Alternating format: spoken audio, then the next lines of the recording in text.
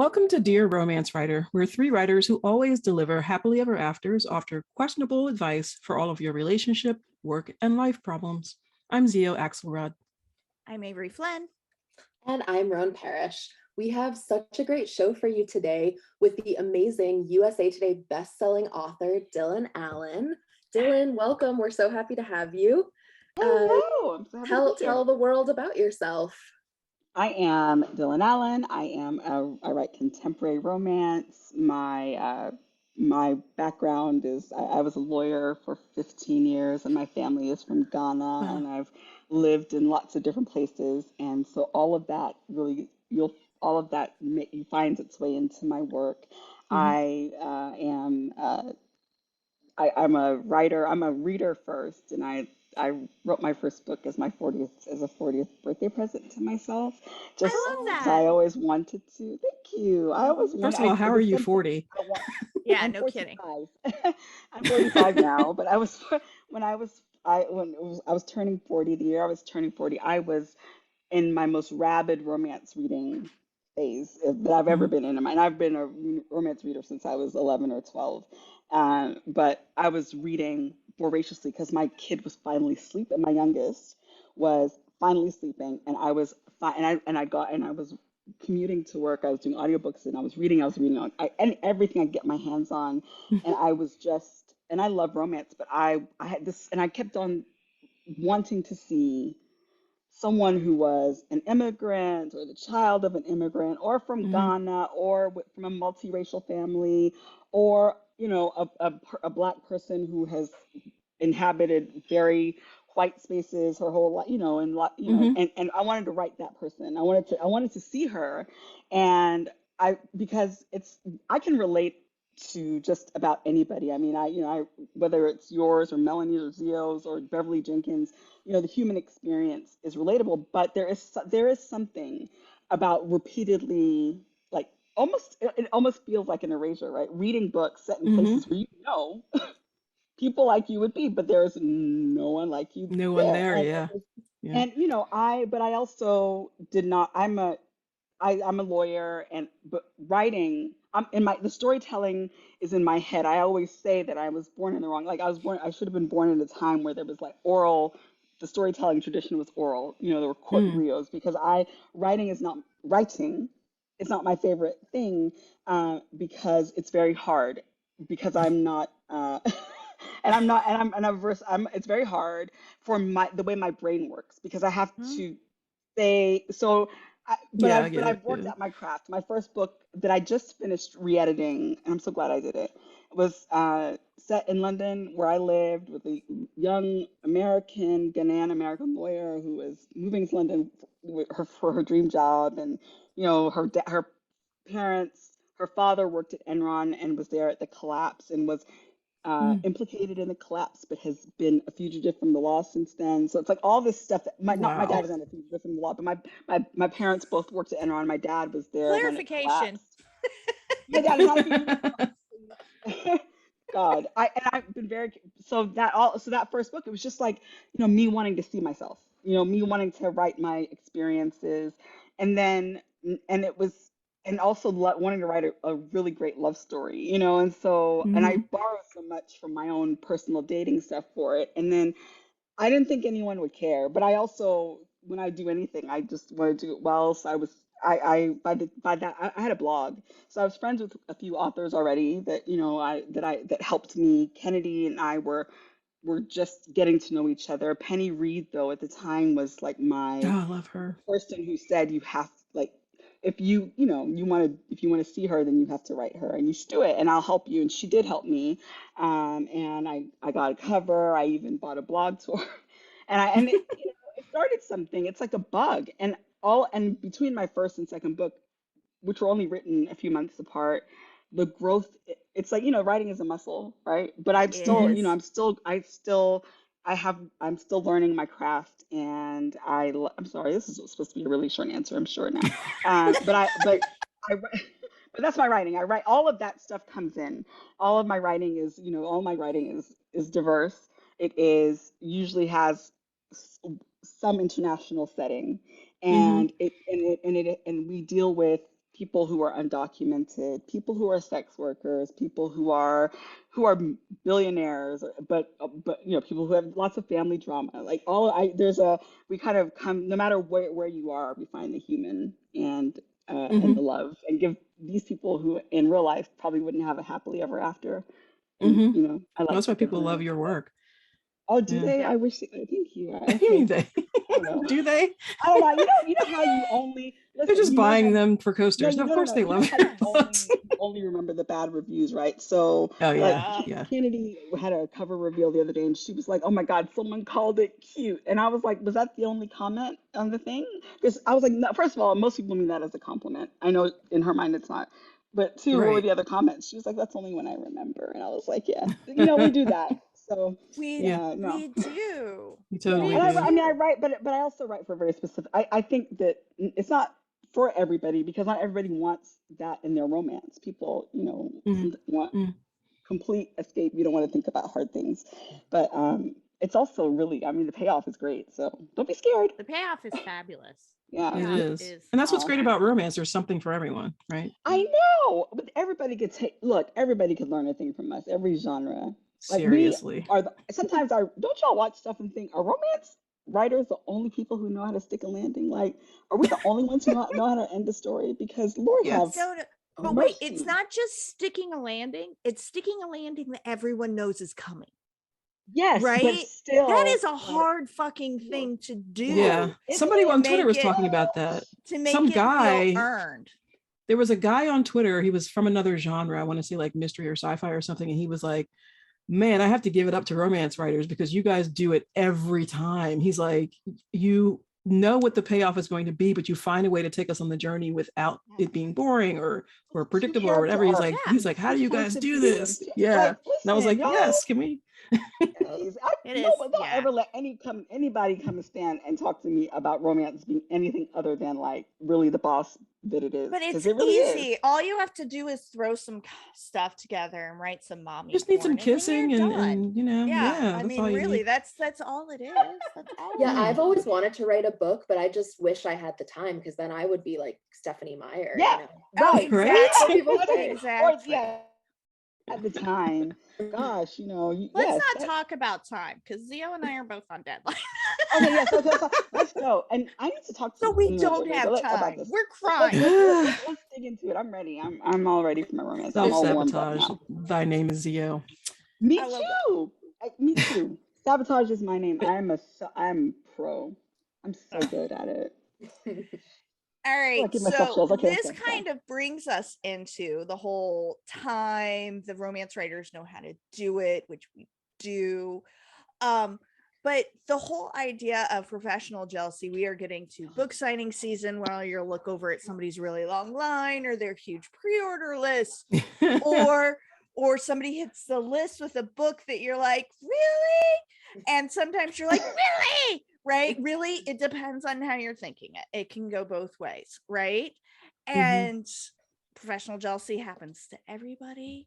Mhm. We all want what he, she, they are having. So, how do you guys deal with it? What do you do? Well, I'll go We're Silence. first. starting off I'll go light first and because frothy today, listeners. I think about this all the time. Most of my good friends in this business are tremendously more successful than I am. They and I've been doing this a lot longer than I have. And so it is but because they're my friends, I think people assume that we're all in the same place. And so I get I feel this is just my lens, but I do feel a sense of like uh, a lack of I feel a sense like of a lack of accomplishment, but I also do feel like yesterday someone told me some very excellent news, and I am happy for her, but there was a moment of like, oh, for God. But what I've learned is to make room for the jealousy. I think it's okay. You can I mean, who would we be if we did not? We are all ambitious people, so there are things we want to achieve. We are, so of course. So I've learned to just accept that I will feel that way, and that it doesn't make me a bad person to feel that way. It is what I do with it, and what we all do Hmm. with it that I think matters. Yeah, And exactly. what I do with it is eat a lot of gummy bears, and then I pray, and then I say, okay, that's amazing, and I'm so happy for you, and I really am, because when one of us does well, that means it's possible. When one of us does something well, that means it's possible. The possibility exists. It lets you, and so it's inspiring, Mm-hmm. and sometimes I just, turn off I log off Facebook and I don't look for a while. That helps because when I'm so I don't know. What about y'all though? Oh, well, I Talk about it. love Talk what about it. Talk about I it. love what you said about making room for the feeling, because I think the thing that's most important to me is like I don't want my potential inability to feel a feeling to fuck up someone else's moment. Yes. And Yes. Mm-hmm. so I think it's Yes. like it's my responsibility. Like that the jealousy is my responsibility. It has nothing to do with that person. It has nothing to do Hmm. with like Hmm. even with my own achievements. But yeah, I Right. feel like I usually what happens is whenever I feel that pang, I sit with it and I try to figure out, am I actually envious of the thing that they have? Or do I just feel like it's a reminder that I don't have something to announce that's great at that moment? And Hmm. honestly, usually it's the latter. Like, usually the thing that the person has isn't even something I care about that much. What I care about is that it's like Hmm. a marker of success in Hmm. some way. And so then Hmm. I'm able Mm-hmm. to be like, okay, I'm jealous that someone else got a marker of success. That's normal and means nothing. Like, it's a value neutral thing. Hmm. So Yeah. Yes. cool. I Yeah. guess I'll just No go value. about my day and then it goes away usually. Yeah. Yeah. Yeah, Yeah. I think I agree with both of you guys. It's definitely I suffer from imposter syndrome like really, really badly. And so that kicks in whenever I see something from, especially somebody that I know really well. I'm super, super happy for them. Hmm. And then I'm like, yeah, I'll never get there. You know what I mean? That kicks in too, and I have Hmm. to let myself Hmm. feel that. But I want to talk about the other side of professional jealousy when you are the recipient of the jealousy from Oh, other people, yeah. Hmm. which is it always blindsides me because it comes from places where I don't expect it to come from. You know what I mean? Like you can tell when it's in some from someone or from some arena that you don't really interact with that much, and you're just kind of okay, yeah, whatever, and you kind of can brush that off or let that roll off. But when it's from someone that you know or someone that you don't expect it from, that's where it sort of brings me up short. You know what I mean? And it's like, okay, how do I tread here? Do I not talk about this cool thing? What do I do? Like, and then you try to go like, well, you'll get there too. You know what I mean? Like you don't want to have platitudes, but it's like, what do you do in that situation? Like, what do you guys do if and when you run into the situation where it's like someone is very clearly experiencing it on your behalf and you're just like, what do you do or say? Well, I think. Sorry, someone else want to answer. Do you want to talk? Because Well, I think I'm of two minds. All right. I don't have like a firm opinion, which is shocking. I have a firm opinion about everything.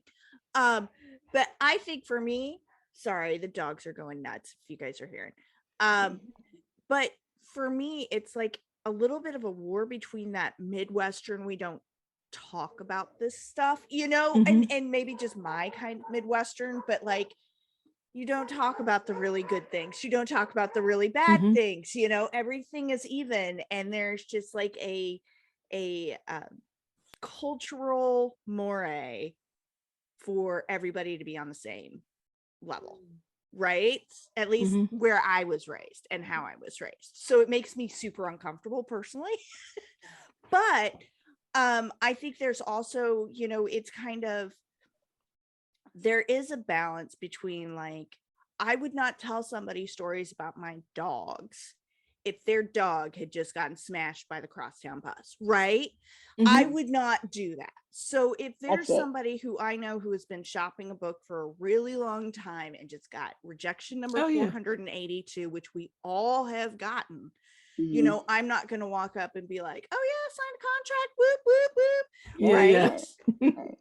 Because Yeah, of that's course. just rude. But at the same point in time, if you are not able to celebrate your successes with your friends, Hmm.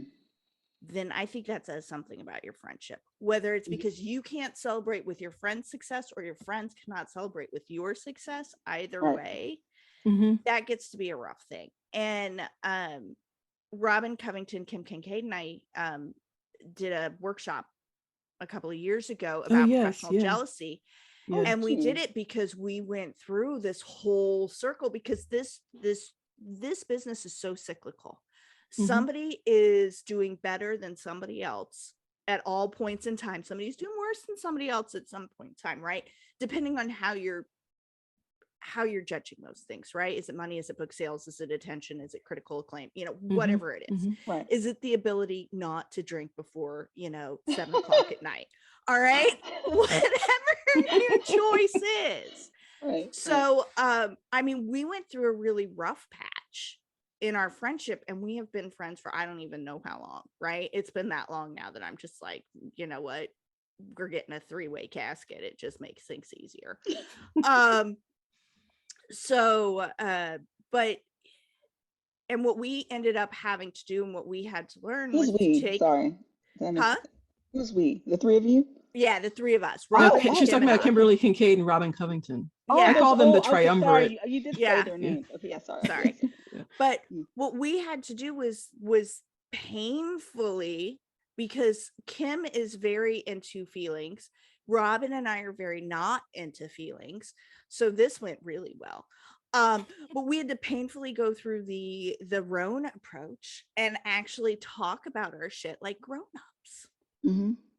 Imagine that. And it was And wonderful, right, and be able to say, hey, I haven't told you guys about this because of X, Right. right? Mhm. And Mhm. I'm not in a place to listen to you talk about Y because of Z, right? And to be able to acknowledge to each other that it's okay to be in that position, right. as long Mhm. as I just need a moment to be with my feeling, Right. and then we get back to where we are, right? Right. And that's not faking it.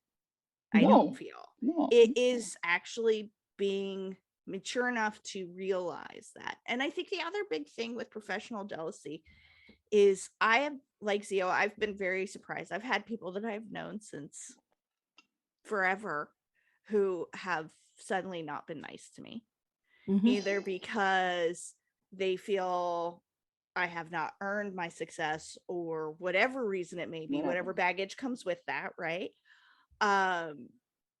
Or there have been people who've become very successful and have done sort of the opposite, where it's like, I don't talk to people like you anymore, right?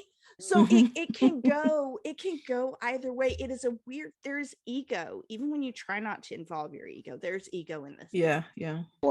Of course. And I shouldn't say we're competitive. It's not we're competitive. It is, Are we we? want to I put don't a know. real, well, some of us are competitive, not all of us are competitive. There Unless really are. I know it's weird to think about, Dylan, but they're out there. But but aren't we? I think we are. No. I think there are folks that, I think no matter whether we're competitive or not, we all want to put a story out there that reaches readers. Mm-hmm. Mhm. And that, I think, also is what makes it hard. It's like, if I see somebody just got a big deal, I'm like, oh, even though everything's going fine, it still Mhm. happens. It Mhm. still happens. It happens to Mhm. all of us.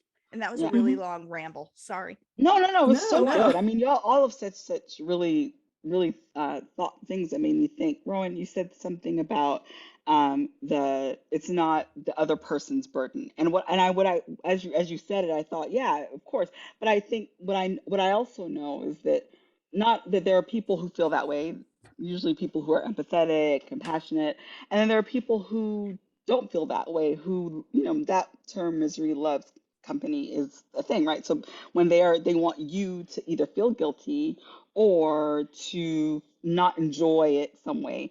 And really, you don't know that that person is that way until something happens to you that's great, and then you realize, oh, I didn't realize that you were, because I always expect, I kind of expect, and I think I have two sisters, and we're very, very, very different from each other in every way, physically, emotionally, but we're very, very good friends.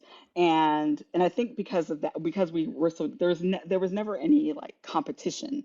And I Mhm. don't know, and I did not really know and they were my friends growing up, so I didn't understand it as well as I do now, just sort of after I left my home. But I also for me, the way people deal with it, because I don't expect anyone not to feel it, right? I mean, right? I don't, when if I'm getting married and my friend just is in a breakup, I know she loves me, but I would Hmm. also know that it's going to make her feel like, that she'll feel something. Yeah. But what she does with it is a thing that is the big deal for me, is Yeah. when Yeah. I know it's not their fault. I know this is my emotion. I know that if I am your friend, I'm not going to do anything to spoil your moment, right?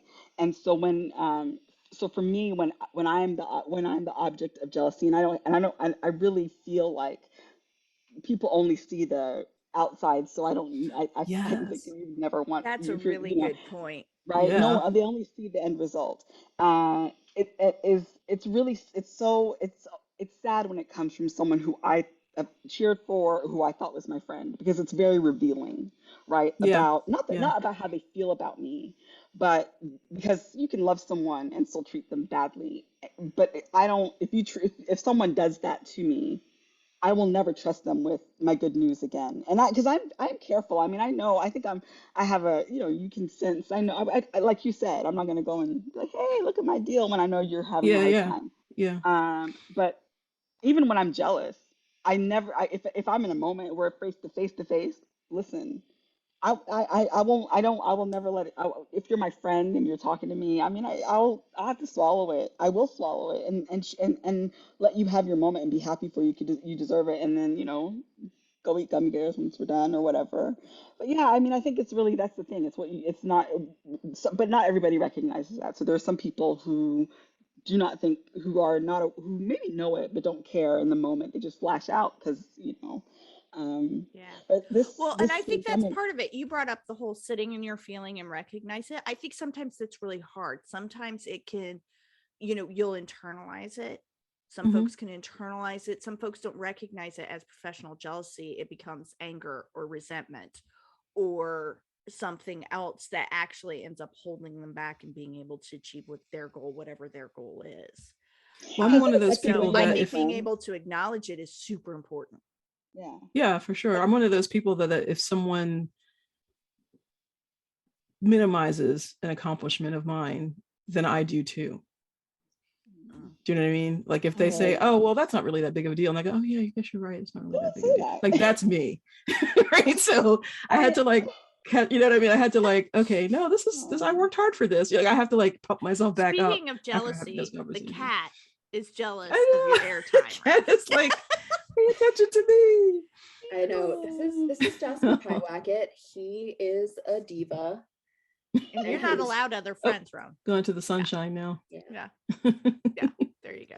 has it stopped y'all from making friends? The worry of, just sort of knowing that there's because it is a thing. I mean, it can mess. People have stopped talking to me and I don't know why. And then I realize, later on, I Oh, realize it's because, I, you know, yeah. My so circle yeah, has so grown so small, yeah, yeah. I feel so like the tiny. less the when they're not so close to you, it may not hurt so much when something they really want comes your way. And I because I don't want to make anyone feel bad. And I think in this space in particular, when it is success is not common, you know what I mean? So when it happens, it's a really big deal. And so, and if it ever happens, if the things I want ever happen, I don't want anyone around me who's going to make me feel anything other than like, a firecracker that day. And so I've been very Hmm. careful about who I say is my friend and who because, you announce it.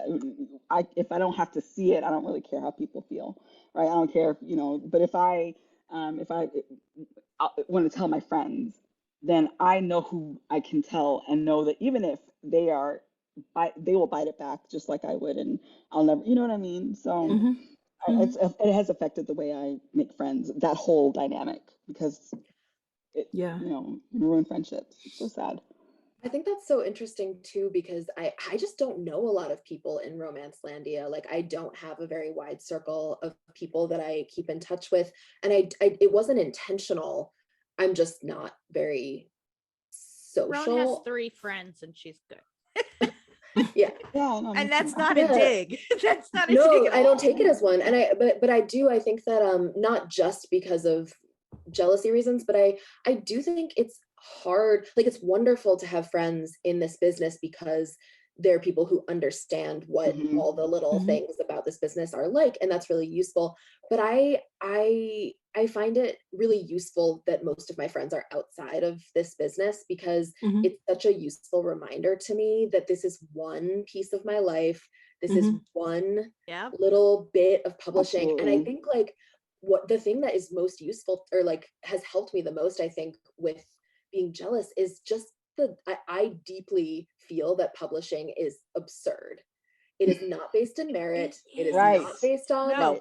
if you're a Right. good writer. Right. It's not Right. based on how good your book is. And so like knowing deep in my heart that publishing is a business that is based on trends, and I've never in my life been trendy, it helps me a lot, because I'm like, well, I wasn't like trendy in high school, so why would I be trendy in Right. publishing? You know, Wow. like I've lived Right. my whole life that Exactly. way. I'm doing pretty well. It's okay. So I Right. feel like sometimes Yeah. for me that is the thing that helps.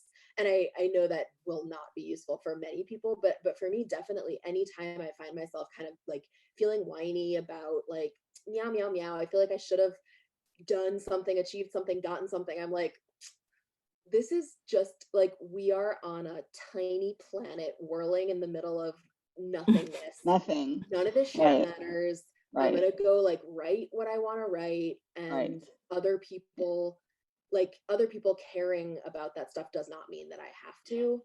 So Right. that's Mhm. what I try to like spin for myself. That's love so that. I love it too. much more healthy. Yep. I'm just bringing my penis pillow friend. I wanted to introduce him.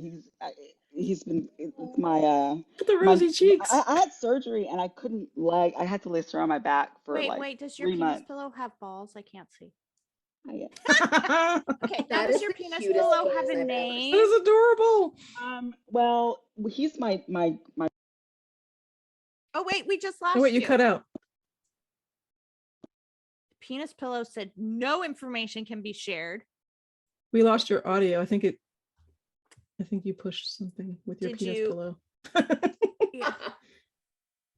All right, Not come yet. back. I'm Come sorry. back. Oh, there you are. I have my do not disturb on, but like my husband is the exception to it, and he just called, and I'm Oh, okay. sorry. So No worries. yeah, He Wait, knew. can we title this episode "The Cutest Penis We've Ever Seen"? yeah, isn't it? It is. I The think friendliest, the possibly. safest, the cutest, the most, the like like yeah, he's the best one ever because he doesn't want anything back from me. Just That to is just so get Just a adorable. cuddle. yeah, and A cuddle. my kids love it. My youngest is a Sonic fan, and he'll put it on his head, and he's like, he'll call. I'm sorry, I'm a terrible parent. He'll say, Sonic, You're an Sonic, awesome Dick, parent. Sonic, Dick, coming. He has like on his forehead, and it's really cute. That's the best thing ever. He doesn't even know that he doesn't get the Yeah. he just is Yeah. really it's literal for him. Sonic, Adorable. Sonic the Yeah. Hedgehog he has a Sonic. Oh, Like yeah. Maybe I'll invent one of those. Anyway. I love that. that's I have That's learned awesome. something new. I have learned something new. All I'm right. sorry, I don't know So why I I even think we pulled on need to that, but I go brought it from Yeah, up. let's get to pretty our dicks to pretty That's okay. pussies. let's Sorry. get So to there you go. even great segue. this is a Avery. We're getting thematic to what? episode. We're gonna get to our letter. Yeah. So this is from Reddit. I'm pretty sure this is from Reddit. So It is. wife, 25 female, leaves me 25 male to look after the cats while she goes on trips. How do I bring it up with her? A long story cut short, I've been married for almost 2 years now, and my wife earns significantly more money than me. She enjoys using her money to go on trips with her mother or with her friends, to the point where she'll be away 4 to 6 times per year for up to a week at a time. Sorry. That I cough don't was have I don't have much disposable income, and our finances are separate, so I'm not able to pay my own way and always end up staying home. It's gotten to the point where my wife doesn't tell me when she's going away and just assumes that I'll stay home and look after our cats. Yesterday, I brought up the idea of going away for a night with her during a holiday, but she turned me down because she had already arranged a trip with her mother for a week that I wasn't aware of. I expressed that I feel lonely and left out, but she got upset and feels like I'm trying to guilt trip her over going away. I haven't been anywhere in 2 years, while she's been on tens of trips, including going abroad. Maybe this is on me and maybe I'm overreacting, but what is a good way to talk this through with her without sounding like I'm trying to guilt trip her or persuade her not to travel?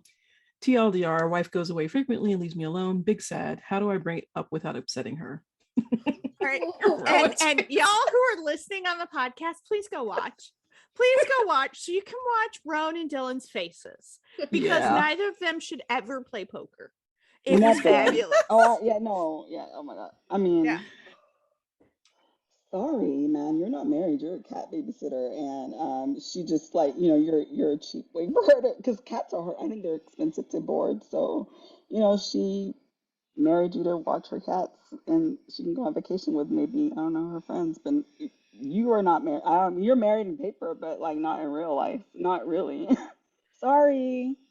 Just don't tell her. That's File for divorce and Yeah. like leave. This You're not is married. a lot. So I picked this letter, and let me tell you why I picked it out. Tell us why. Because Yeah. number one, I mean, by itself, we're all gonna have the same answer, which is that woman is a stone cold bitch, and Yeah. light all of her She's shit leaving you. on fire in the driveway, and No, hold no, the no. cats while you do it.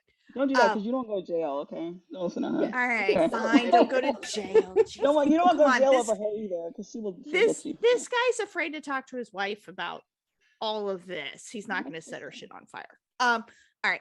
Anyways, I am not condoning setting other people's shit on fire. God, Dylan. But she's a lawyer. what jumped out to me about this letter, besides just the absolute ridiculousness of it, is that I think people get into relationships and they set patterns in that honeymoon phase of a relationship, and that's when things can come back and bite you in the ass. And as a child of the 80s, I graduated high school in 92, right? It was, you didn't ever want to be like the other girls. It was prime not like the other girls time, right?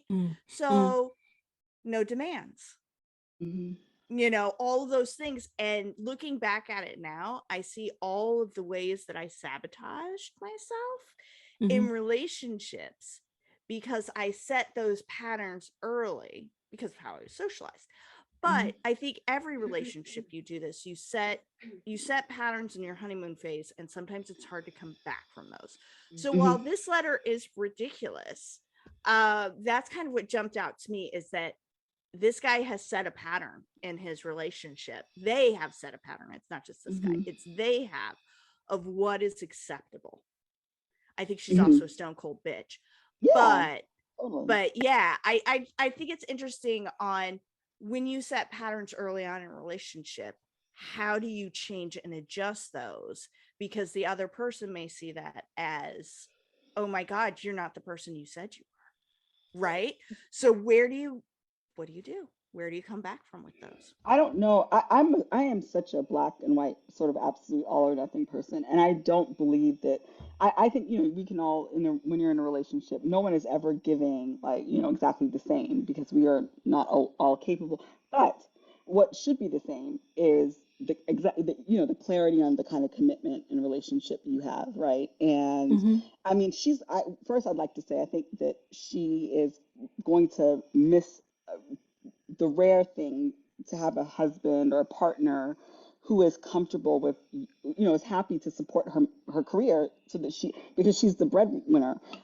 I know women who make more money than their husbands, and it is a problem.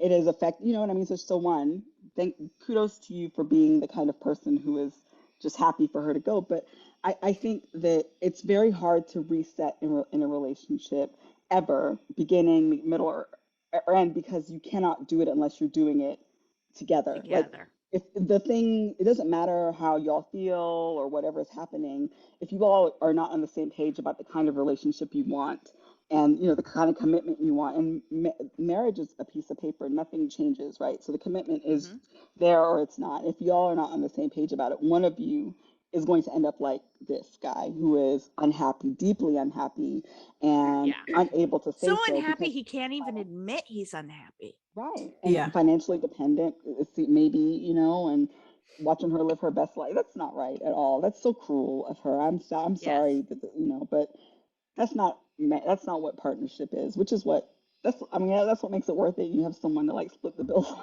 and like go on vacation with and not be left alone to watch the cats. What? Yeah. Sorry. Yeah. It's interesting because I as someone who used to go on the road a lot, and even now, as with the author thing, you go to signings and stuff, and so you're away several weekends a year, several 4-day trips a year. But I used to go on the road a lot. I would be away for a month sometimes if I was in Europe, and I would invite Mr. X with me. He does not like traveling with me if I have work. If I have to perform somewhere, if I have to sign somewhere, he doesn't want it to be he wants to be completely separate from like the vacation thing. Because I was invited once to like a signing in the Bahamas, I think it was, that got canceled because of the pandemic. But it was like, okay, I only have this one afternoon where I have to do something. We could just go for the week, and I can write it off or whatever. And he was like, no. I'm like, but it's so, he just doesn't, he wants it to be completely separate. So I'm like, okay, well, I'm going to be in Europe for a month, so do you want to like work? So once he came over with me to England, and he came to a couple, and it was some of our friends came with him. So it was like a group trip type thing. And they came to a couple of my shows, but that's the only time, like he doesn't like doing it. So I made a point of, when I'm home, let's go do the vacations. It was like I get to do this thing, which is work, but I'm still traveling and seeing cool things. But when I'm home, we can go travel and see cool things together. So I made a point of, doing something with him, which it doesn't sound like this is happening here. Like, he's like, I haven't been anywhere in 2 years. They've been married for 2 years. So like, have they ever, did they take a honeymoon together, or did she go on her own? Like, without him? that's what I'm wondering. Like, this is so. With her mom. She went with her mom. Yeah, and her friends. About the honeymoon, because it's very early in. 2 years in. You said honeymoon phase. 2 years. You're still in your honeymoon phase. Yeah. You should be. Yeah, If it's the honeymoon, he should really. I'm not. Listen, I don't know. I'm very, like I said, I'm very absolute. So I'm quick to be like, yeah, get up and go. But it's not. That's not a sustainable situation. You're going to end up. You're not. He's not. He's asking this question, but it's going to bubble over. That will build resentment, because it's very unfair. It's very unfair, and she makes more money than him, but Yeah, so I was going to say, it stands out because he says, I'm not able to pay my own way on these vacations, which, I know that people have, they keep their money separate. Sometimes there'll be like a joint account that they share, that they both, because like, in this situation, who's paying for the mortgage? Who's paying for the groceries? Who's paying for cat food? Like, how is this happening here? So like, if you take a vacation together, you can't take one because she can pay for her trip. But it's just, Wouldn't it be terrible if he was like the one paying the bills, and that's why, and he can't? But oh my gosh, or if they split it equally, but she had so much more left over that she could do. That she's like, well, I'm gonna go travel. One day you will be able to. Like, wouldn't you want to take a trip with your partner?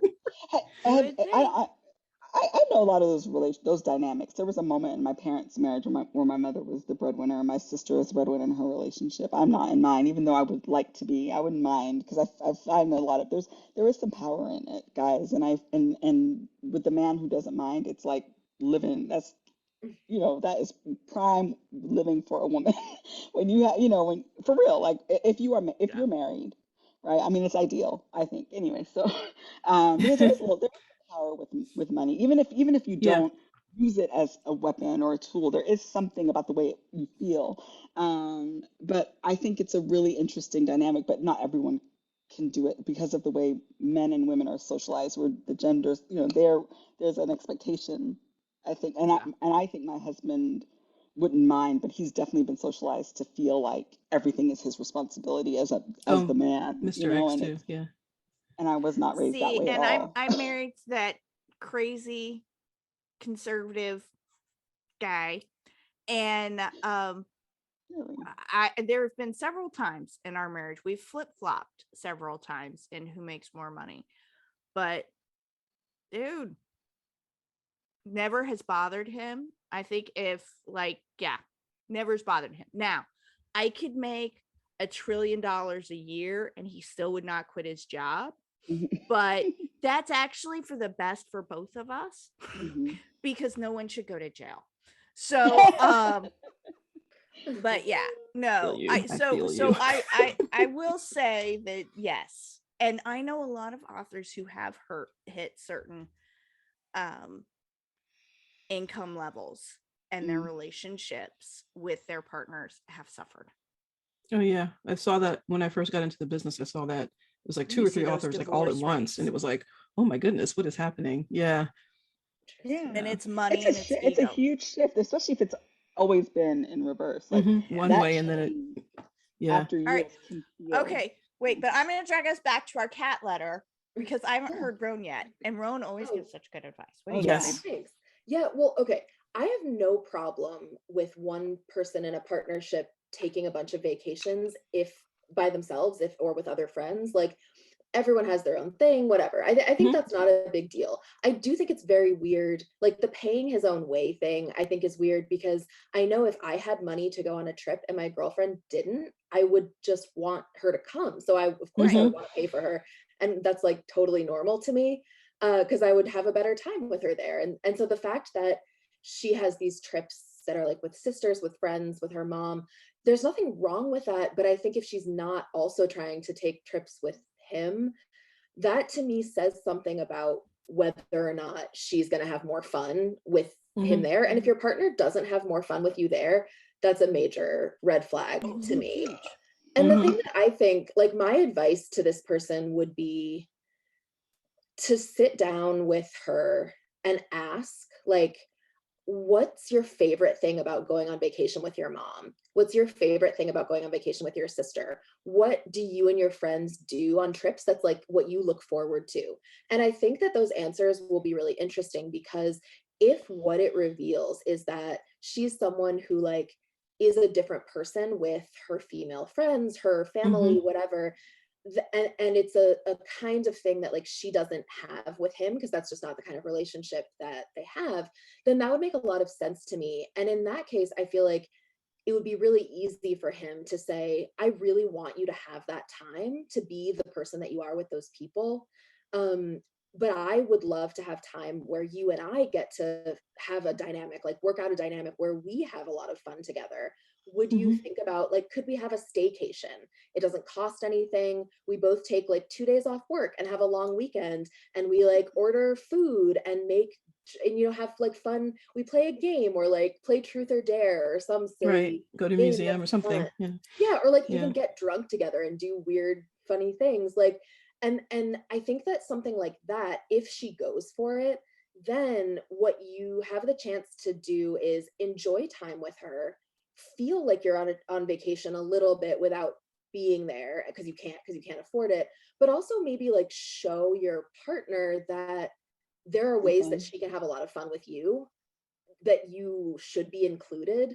And if she says anything but yes to that, like if she hesitates, if she's like, that's not fun, that's not a real vacation, we can hang out anytime, then like straight up, she does not like spending time with you as much as she likes spending time with a bunch of other people. And in that case, I feel like you need to say, is there any time that I'm the person you most want to be with? On vacation, at night, at breakfast? Like I am when having like such anxiety at the idea of being so vulnerable that you're willing to ask that. I love, see, this is why I love Roan's advice because I'm like, I know, but yes, you're right. You're 100% right. But before I mean, I just think that, it's just, I don't know. I like the conversation, but don't you think though that if all those things happen, isn't there still, or maybe not, maybe it's okay, but I feel like there's still something inherent, like strange that they can't go on vacation because she won't let, he wants to travel, right? Is that, I can't see the letters, I don't know, but It he feels like it. wants to go.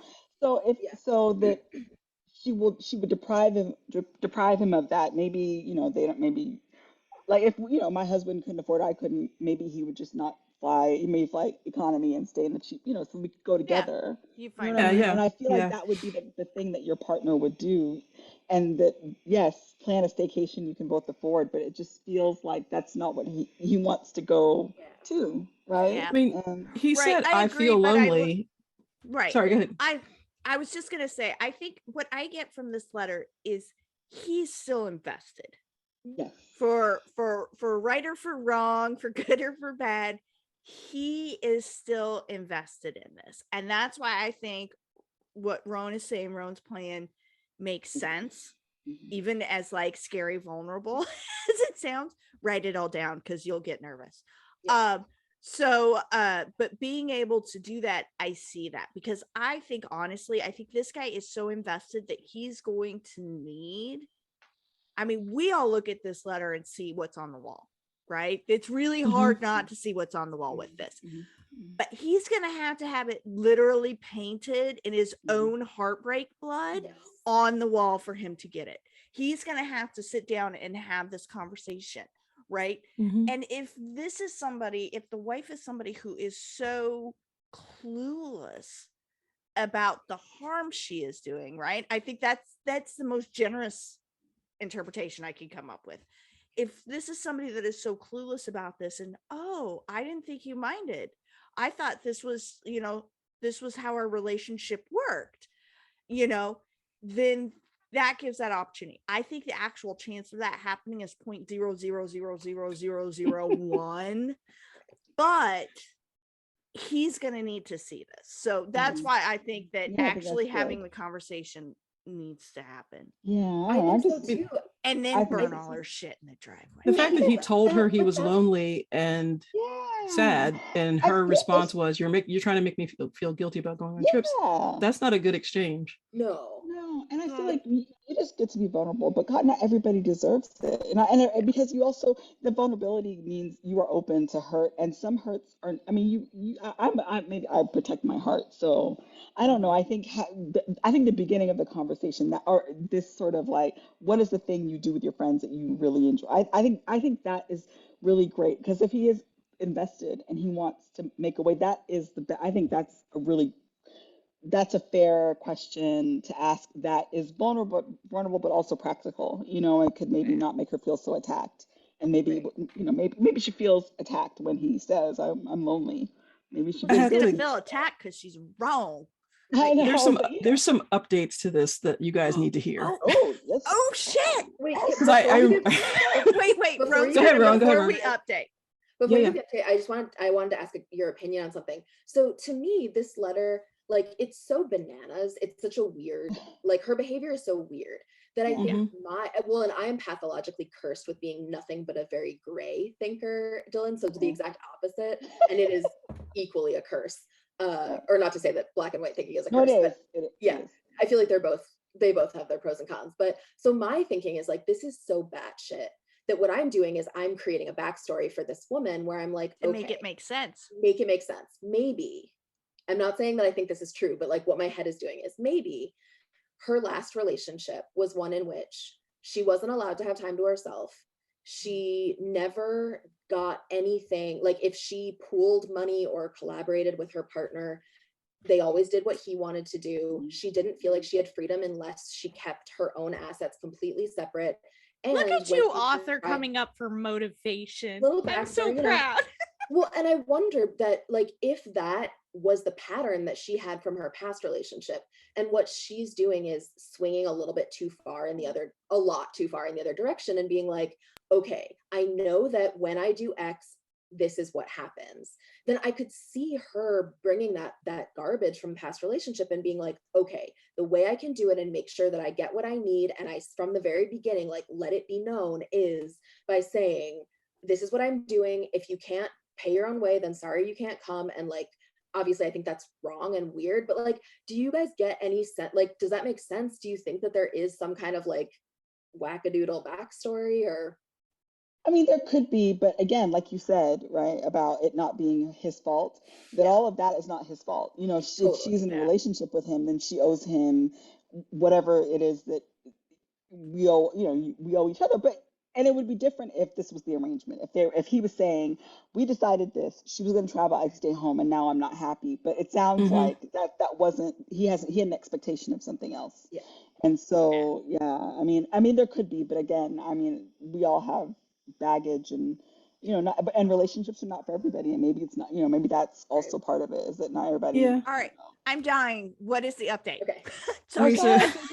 I'm like, what is the update? So, you know, there were a lot of comments on the thread, and people were saying, like, you're basically a cat sitter, like, she doesn't care about your feelings, all this other stuff. So He responded and said, let me just clear up a few common comments. My wife and I are very close and loving outside of this issue. We spend a lot of time together doing things at home, watching movies, having date nights, and we are also intimate. She messages me often when she's not with me, and she sends me pictures and updates at the end of the day, and she also calls me while she's away. I don't believe she's trying to purposely manipulate me, and neither is she trying to completely cut me off from her finances. She pays for the majority of our shared rent and home finances. She's also not the kind of person who would cheat, and I have no doubt in my mind she is faithful. She wears her emotions on her sleeves and wouldn't be able to hide it otherwise. I think she needs to mature more emotionally and has some issues in that regard, which have caused this issue. I'm not averse to having difficult conversations with her, but I'd like to avoid upsetting her whenever possible. Thus the reason for making this post. Before you say anything, he also posted in a different Reddit about her, where he said that she doesn't want to have sex with him. And when they do have sex, his pleasure doesn't matter. It's all about her. Interesting. I think So, denial is more than a river. Yeah. Yeah. Yeah. Wow. Oh my Yeah. God. Okay. Have you Yeah. guys ever been so hard after the wrong person? Like, have Yes. you ever just lost Yes. your ever loving mind and you look back and you're like, that was awful. How did I not do that? How did none of the people that I love come and yank me physically out of this situation?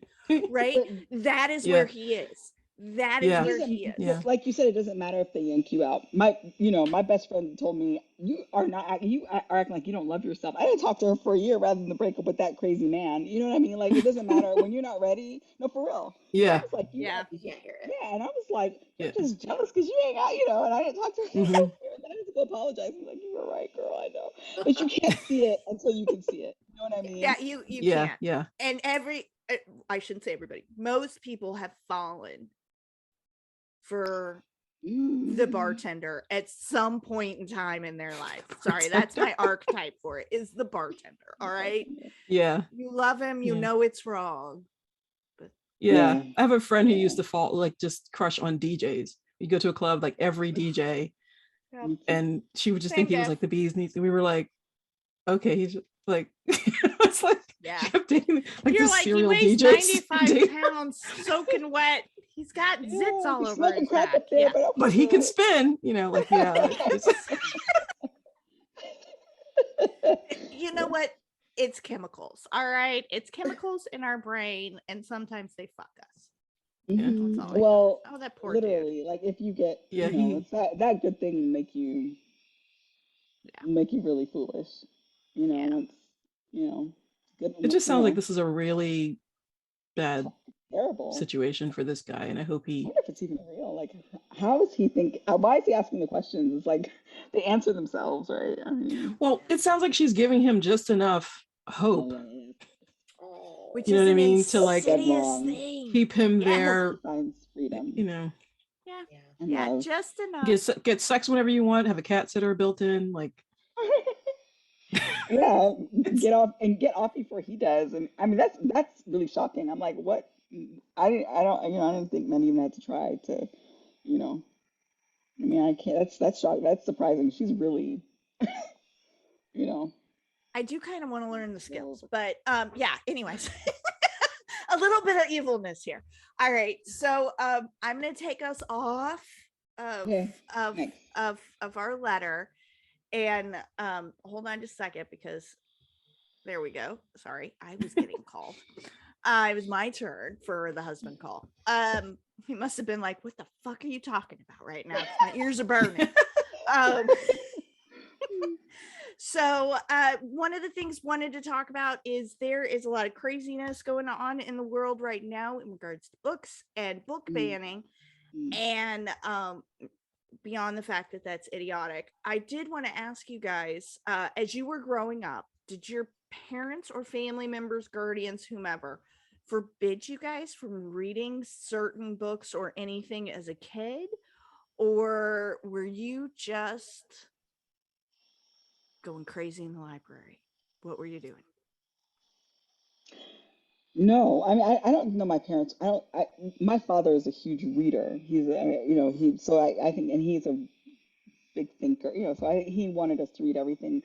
Romance, I felt like I don't remember if anyone ever told me not to read it, but I felt like I had to hide the books when I was in middle school and high school. I didn't want my mom, because I knew, we watch people kissing on TV. She's like, that's not as nice as it looks on TV. She's like that kind of like, Yeah. and, yes. So I got a sense. So yeah, but they never said anything, and I no one could stop me from reading. I would run away from home if they tried. So, you know. Yeah, same. My parents never told me that there was something specific that I couldn't read. I used to, my mom went to aerobics class twice a week at the Y, which was right across from the public library. And so she would drop me at the library and go to her aerobics class. And while she was in there, I would like wander around and pick whatever books I wanted and like go to the Y after I checked them out. And I remember sometimes she would be like, oh, can I see what you got or whatever? And be like, oh, it seems a little mature, but it was always in a like, ask me if you have any questions kind of way. But I do remember an awkward moment on a flight with sitting next to my dad. He was reading a book and I must have asked him what it was about because I thought that the cover was interesting. And he was kind of like, and later he was like, oh yeah, it was there was sex in the book and I don't know, I felt very strange telling you about it. And I was like, okay, you can tell me what a book is about without describing sex scenes. I was 7 or 8 or something. But he just like panicked, I guess, in the moment. But I remember what book it was. It was Gorky Park, and I've never read it, and so I don't know what the sex was. But maybe I think that was a rather risque book back in the day. Okay, I have not read it either, but that is my little. It was made into a film, wasn't it? Isn't it a film? It was, which I also haven't seen, but. Me neither. Yeah, that was it. I read whatever. My parents we definitely were go to the library. They didn't really buy us books very much. And I was really into like the Christopher Pike and all like Goosebumps and R.L. Stine books. And they're so short and you read them so fast that you would have to like pour a pile of money to buy these also. But at the library, they only had like ones from 2 years ago. And I had this friend, Kate, who always got all the books she wanted at the bookstore. Her parents would basically bribe her to be quiet by buying her all these books. And so she would let me borrow them. And I was in my glory, but we walked to school together. And if she got mad at me for some reason, she would spoil the books for me. And I have such strong memories. That is so evil. It was so evil. She would start to tell me the book and I would be like, dude, don't tell me. And she would do it anyway. And I would put my fingers in my ears and run the rest of the way home so that I wouldn't hear. And it was like one of the, which is, I'm like supremely anti-spoiler. And I do wonder if part of it was that. Yeah, I love that. I love that. Easy. Oh man. I was the only I'm the family reader, or was. Mr. X reads a lot too, but nobody read when I was a kid. Nobody in my family read, and so they didn't care that I read. And I was a voracious reader. Like you get the summer reading list between years at school. I would finish it in like 2 weeks. Like I would read all the books. Personal pan pizza. Yes, from Scholastic. Yes. Oh yeah. Oh, what? I missed that. Okay. What's but no, I used to read those. But the only time I was ever told not to read something or was discouraged from reading something was at the library. I don't know how old I was, maybe 11 or 12, and I didn't like middle-aged books. I just didn't like them. I thought they were not cool enough or whatever, interesting enough. So I would go to the adult fiction section. Or also like philosophy. And I think I went to pick up, it must have been Carl Jung or something like that. And the librarian was like, oh, I don't think you should take this book out. This is too old or something like that. And I was like, so I took out this book. It was called Synchronicity, I think.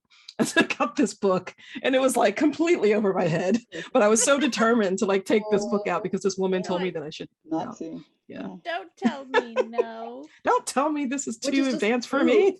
It's proof. If you try to tell someone not to read something, all it makes them is want to read it more. Exactly. Exactly. That personal pan pizzas. All right, Zio, because you don't know this, I'm very sad for you, number one. But so we used to get these little cards or little paper certificate things, and it was basically you read you got a little check mark off from the school librarian when you read a book, or the public librarian, one of the two. And if you got like 10 or something like that, you got a free personal pan pizza from Pizza Hut. Oh, I didn't know Just that straight either. up. You didn't have to buy anything else. It was Nope. Oh Dude, my I would have God. been engorging It on was pizza. a poor kid's dream. I am telling you. I loved it. What? So we always I was always reading. Yeah. Pretty much always. But like I remember snagging, like, I don't remember ever seeing my mom's reading, but I stole all of her dirty books. So, and I say dirty books because I'm talking like Jackie Collins and all that stuff. So I stole them. So she must have read them. I did not actually have any money to buy the Thornbirds in 6th grade when I got caught reading it. So, yeah. And actually, my mom never said anything, but like Dylan, I hid the fact that I was stealing those books. I'm sure my mom never had any idea. Oh my God, my mom had to have known. There's no way. I'm like looking at it now going, she probably just was like, dumb child. So that's really interesting. And I have kind of, raising my kids, kept that philosophy. Like I want to know what my kids are reading. I'm interested in them telling me about what they're reading, but I don't like, I know some parents, and you know, everybody raises their kids differently. They won't let their child read a book until they've read it, type of thing, or they read, you know, all of those sort of things. And if that is your parenting philosophy, fine. That has just never been mine. And sort of like yours with the library, we got a I don't think it was a note sent home, but my daughter got called out in school, and I want to say she was like late middle school, and she was reading The Shining. Right? It's a scary ass book. Does it have adult themes? Absolutely. I know my kid was reading that book though, and she was okay to be reading that book, you know. So I didn't have an issue with that, but I know sort of like when my 6th grade teacher called my mom and told her I was reading Thornbirds in class, I think that's the only time that I got in trouble for snagging one of her books. And yeah, so I remember that, but it is interesting. I think it's a comfort level, but I think it's more, my philosophy is it's more of a comfort level with the kid. Yeah. Right. So I know absolutely. The maturity level of my kids. I know what's gonna, like, if I saw one of my boys reading The Shining, I would probably go, I don't know if that's a good choice for you. And that's simply because they're giant chickens. I love them to death. They are giant chickens. They won't watch anything scary. Like, I can't even get the youngest to watch nature shows with me because he doesn't want to see the animals die. Okay. Aww. So, but my oldest is, quite frankly, you know, ready for dystopia. You know, and she's been like that since she was born. So I knew she was okay. So I think it's sort of knowing how your kid works and what will push them. Now, does that mean that my kids didn't read something they probably shouldn't have? No, I'm sure. Oh, I definitely did. You know, and I'm sure I did as well. I definitely did. I mean, I think if I could talk to my 15-year-old self, I'd be like, you don't want to read the beauty series from Anne Rice. That's, I know you love Anne Rice. This is a little beyond your, you know, your sphere of knowledge here. Yeah. Oh my God. Yeah. No, it's for me, right? I mean, even like as an that would imprint on you at that age. I think a lot of it would have gone over my head. I wouldn't have understood. But I mean, my kid, I'm not a. I think that when they're curious about something, you know, if they're drawn to it, they pick up a book, they want to read it. I don't read it first. I usually read it with them. If it feels like it's beyond their maturity level, then, you know, we definitely read it together. But there's nothing that if they picked up to read, I wouldn't allow them, except for things that are like that include a lot of racial violence, just because they are so it's already so traumatizing, right? And I am very careful about the lens with which they absorb that. You know what I mean? Like the lens that it's written from, and I'm so that in that. But otherwise, I mean, if it's just the truth, right? If it's just the truth, or it is I read to learn new words, so I Yeah. think I like that they challenge themselves. They read books that are not available. They're not, like on their reading list, but just that they're interested in. They pick stuff off their grandfather's shelf all the time, and and their vocabularies are really broad because of it. And Yeah. so I think it does everyone a disservice because we treat our children like they can't make choices, like they don't make choices. And it's such and all we're doing by banning books or taking, is depriving them of equipment they need, like in the rest of the world that they're going to need. And Yeah. it's a real shame. It's a real shame. It's so short-sighted and Yeah. Yep. A million cuckoo. But times. right? Fiction is powerful, right? I mean, we know it. It is. We know it. So all the people that, we know it. It's powerful. And they know it too. Yeah, the idea that you can bury an idea and it'll stay buried is, It's like, there's not, but it's just also a privilege, right? I think for people who are used to being able to just touch something and make it go away or not have to see it, right? And for them, not seeing it is solved.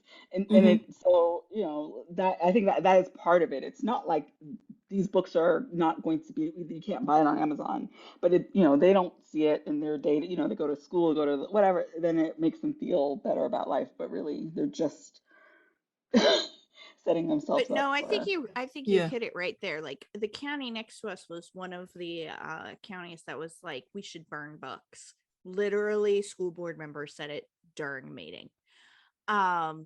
About books that were available in the high school. Not shockingly, they were all LGBTQ books, right? That was, what I know. Yes, I know. Shockingly, but I do think I think you hit it on the head though. It's the ideas and the idea that somebody can see themselves in a book, which we understand the power of that and how important it is. I think to an extent they do too, even if it is not acknowledged. And that is why.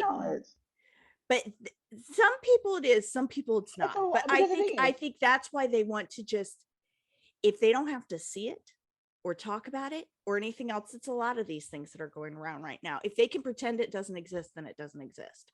Which is they also don't want to validate someone else's identity that they don't agree with. It's and the there's that validation, too. because it's not about not existing. Because the whole idea, we don't want to talk about mommy and daddy in school, but we do. We talk about. I mean, and we are talking about our gender, our sexuality and gender as long as it's hetero children. and so it's like cis, mommy it's and daddy. fine. I mean, when has that been a thing that we don't talk about our family status? So it is not about, it is just to exclude, to but that to is the way invalid. that they are excluding though, is to make it is just to render is to invalid. isolate it.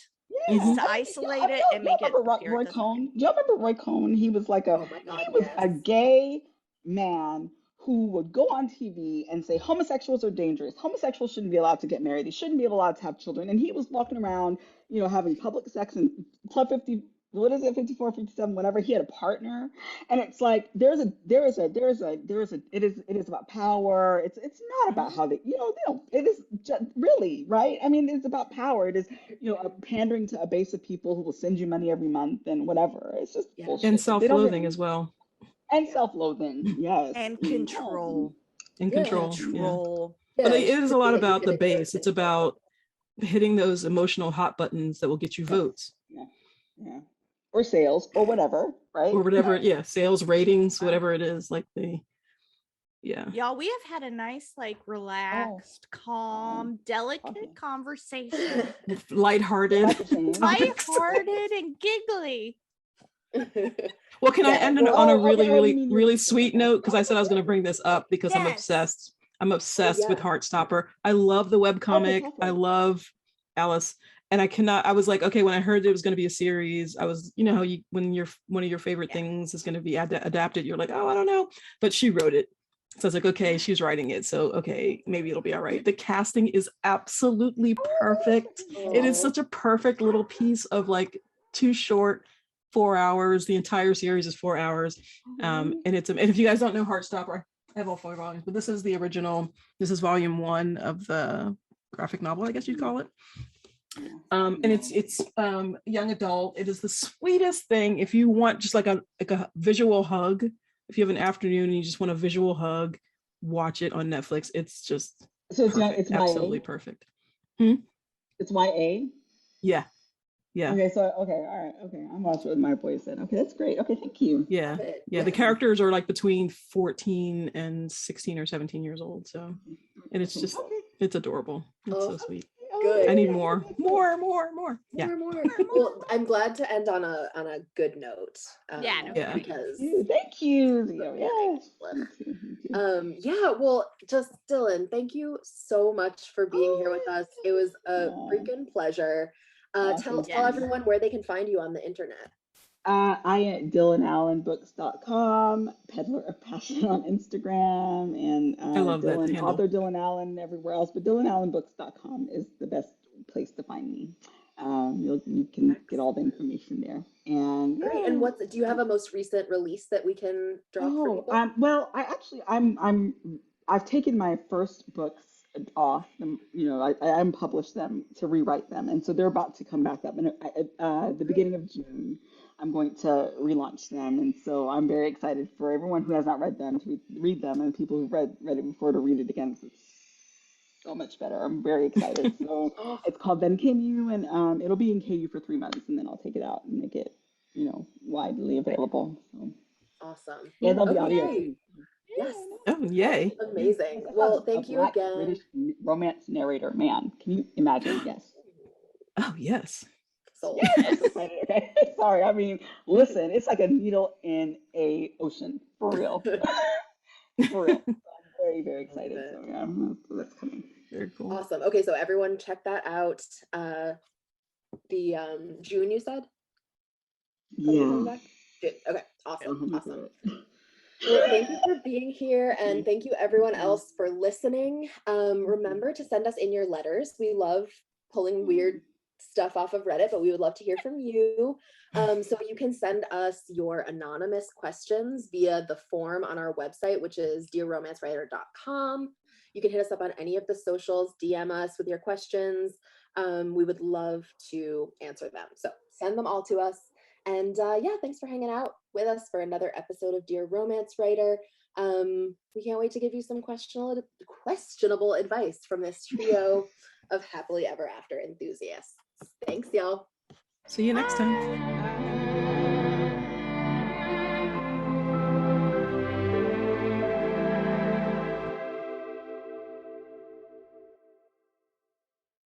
Thank you so much for subscribing to Dear Romance Writer. Remember to keep sending in those letters at dearromancewriter.com. We can't wait to tell you what to do.